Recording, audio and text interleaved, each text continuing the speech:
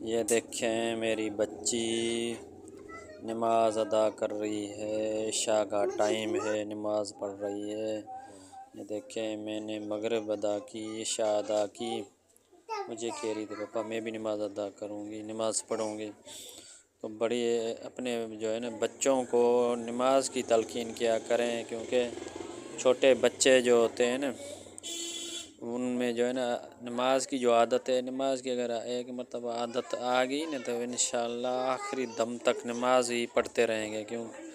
नमाज ऐसी चीज़ है, नमाज ही तो है जो बुराइयों से बचाती है।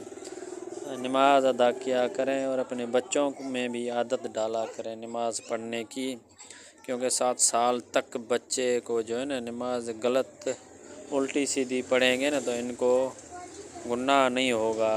7 साल के बाद जो है ना ये इनकी जो गलत नमाज होगी गुनाह में शामिल होगी। तो इसलिए अपने बच्चों में आदत डाला करें रोज़ के बुनियाद पर नमाज पढ़ने की, नमाज अदा करने की। ये देखें मेरी बेटी घर में नमाज अदा कर रही है, मुसल्ला लिया हुआ है, नमाज अदा उल्टी सीधी नमाज अदा तो कर रही है माशाल्लाह।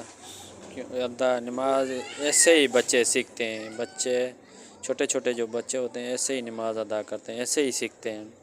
यही उम्र है इनके सीखने की। माँ के पेट में से कोई भी नहीं सीख के आता, कोई भी जो है ना आलम या कोई भी फाजिल नहीं बन के आता।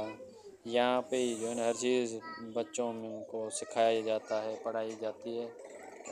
नमाज की तलकीन किया करें, नमाज बच्चों में आदत डाला करें। देखो माशाल्लाह नमाज अदा कर रही है उल्टी सीधी, फिर भी ना होने से होना बोलते हैं ना, कहते हैं कि ना होने से होना अच्छा है।